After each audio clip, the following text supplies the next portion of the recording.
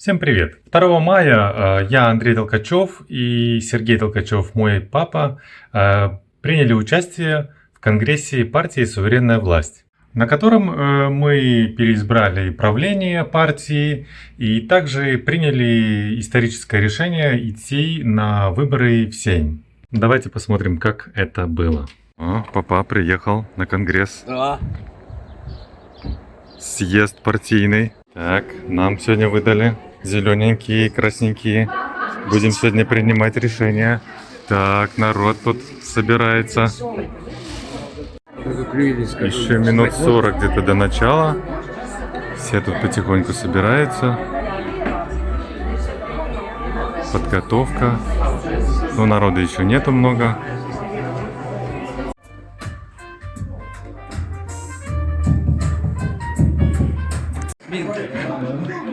Репетиция произошла, быстро не успел камеру достать. Все, папе вручили памятную. Да, все, pожалуйста. Ka šodien esam tik kuplā, un es arī gribu teikt saulainā sastāvā, jo visi tik smaidīgi un apmierināti, jo katreiz biedru tikšanās tie ir svētki. Kongresu. Pils.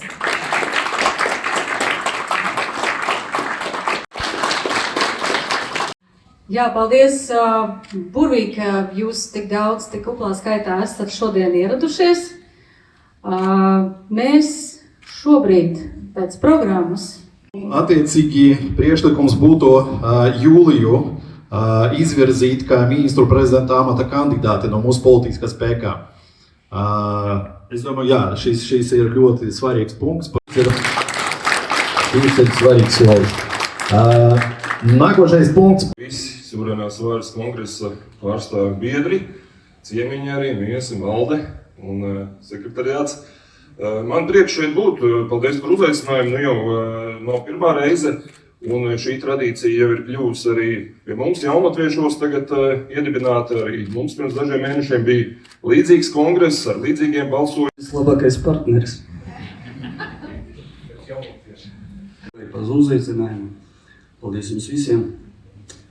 Šodien principā pagāja gads, kad... Mums ir vēl viens paziņojums. Mums ir ļoti aktīvs jaunietis, kas vēl 25. gadā, protams, vēl nav piedalījies ar mums, bet viņš ir uzticējis savu sirdi. Nu, tikos, jaunieši ir jāatbalsta.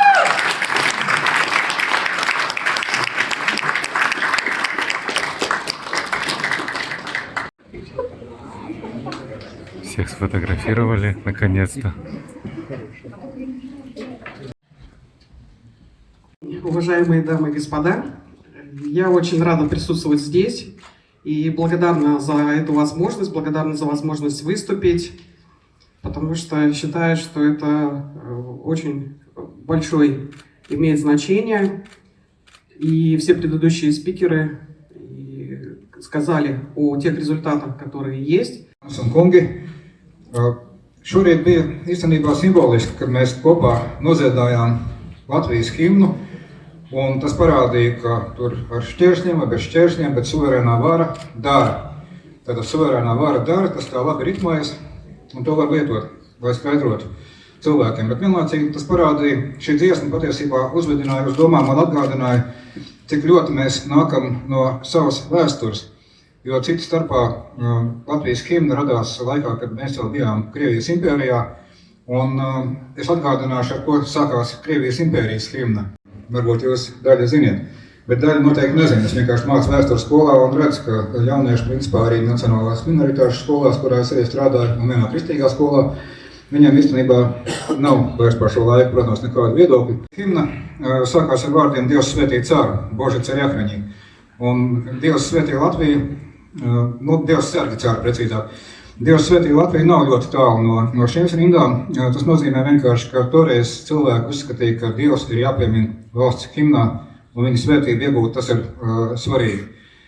Un tagad, kad mums mēģina to vēsturi izsvītrot, kad patiesībā, ja mēs palūkojamies uz Otro pasaules karu, tad apmēram 100 000 karoja katrā no pusēm, un mūsu teritorijā austrumu un rietumu 20. gadsimtā mainījās ar vietām 7 reizes, ja kāds nezināja 7 reizes.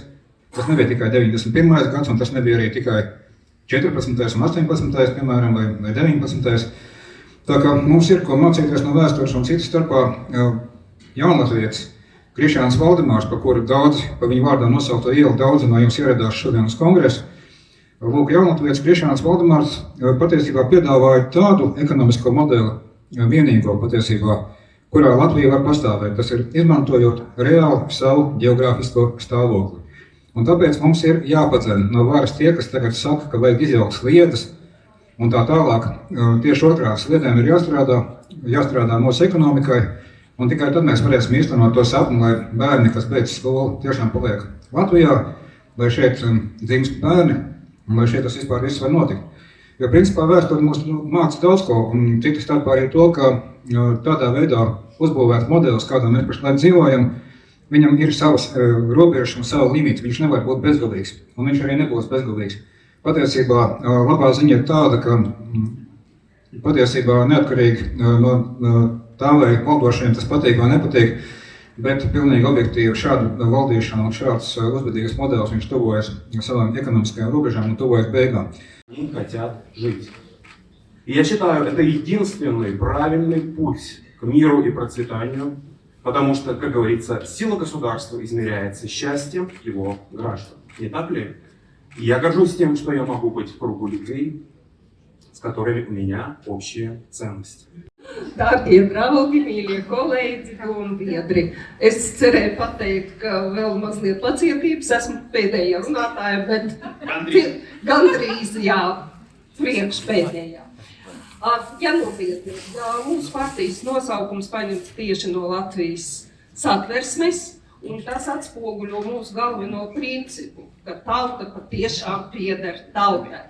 Bet mūsdienās, diemžēl, ļoti bieži lēmumi tiek pieņemti politiķi pieņem lēmumus, atbildība par kuriem gulstās uz mums, uz pilsoņiem, iedzīvotājiem. Bet viņi nav piedalījušies šī lēmuma pieņemšanā. Es par 2 konkrētām lietām, jo esmu mājas pārvaldniece, un tie būs gadījumi no manas prakses. Pirmā problēma, tā ir renovācija. Tatjana jau ieminējās par šo problēmu. Mēs zinām, ka dzīvojamais fonds ļoti novecojas, bet valdība pārlikus visu atbildību par šo problēmu, visu šo smago finansiālo nastu uz mums, uz iedzīvotājiem, uz tiem, kuriem daudz dzīvokļu mājās ir viens dzīvoklis, kuru viņš savā laikā privatizējis, jo tāda bija politika, bet tagad viņš atbild absolūti par visu.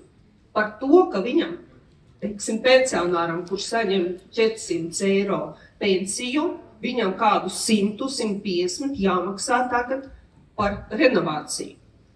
Nav nekāds izbrīnums, ka cilvēki izvairās pieņem tādu lēmumu, bet jo tālāk, jo vairāk, tie lēmumi ir uzspiesti, atviegloti tie noteikumi, pēc kuriem tiek pieņemts lēmums, ka māja būs renovēta. Un cilvēki paliek, viņi iekrīt tādā finansiālā atkarībā. Es jau ieminēju, ka esmu mājas pārvaldniece, mūsu māja ir renovēta. Es pat ieguldīju tur savas spējas pārliecināt cilvēkus, mums ir biedrība, mēs paši akceptējām šo lēmumu, un tagad visi ir apmierināti, jo mēs to izdarījām saulēcīgi, saņēmām atbalstu un tā tālāk un joprojām. Tagad visi apmierināti, bet cilvēki paši pieņēma šo lēmumu. Bet man ir jautājums visiem klātesošiem, vai jūs zinat, ka atbildību arī par pazemes komunikācijām ir pārlikta uz mums? Janvāra beigās notika avārija, pazemes komunikācijas, ūdens caurules kaut kādas aplīsušas.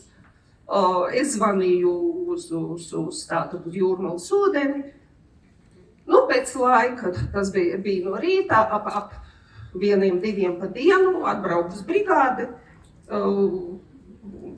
To avārijas sekas tika likvidētas.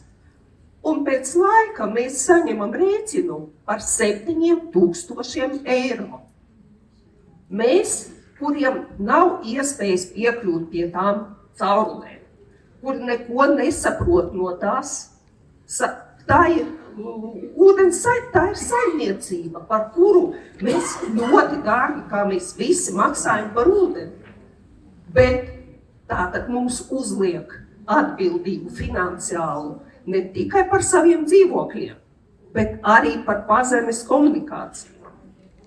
Visiem tas ir jācenšas tagad to, tā kā mēs nebijām klāt pie avārijas sekas likvidēšanas, un tātad es vēl ceru uz to, ka mums izdosies atkratīties no tā maksājuma.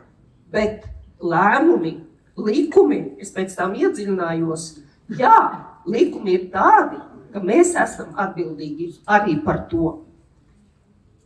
Lūk, politiķi eksistē ne jau tāpēc, lai izskaidrot savus lēmumus cilvēkiem.